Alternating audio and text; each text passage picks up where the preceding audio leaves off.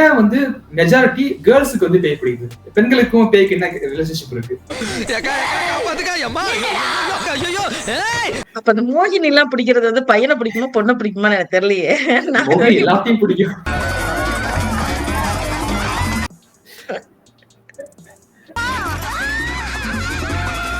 அந்த காலத்துல இன்னும் அதோட எஃபெக்ட் இன்னும் ஜாஸ்தியா இருந்துச்சான்னு தெரியல. நிறைய நேரத்துல they will not allow them to go out. ஒரு 6 மணிக்கு மேல வெளியில போக கூடாது அப்படின்ற ஒரு விஷயத்த வச்சிருப்பாங்க.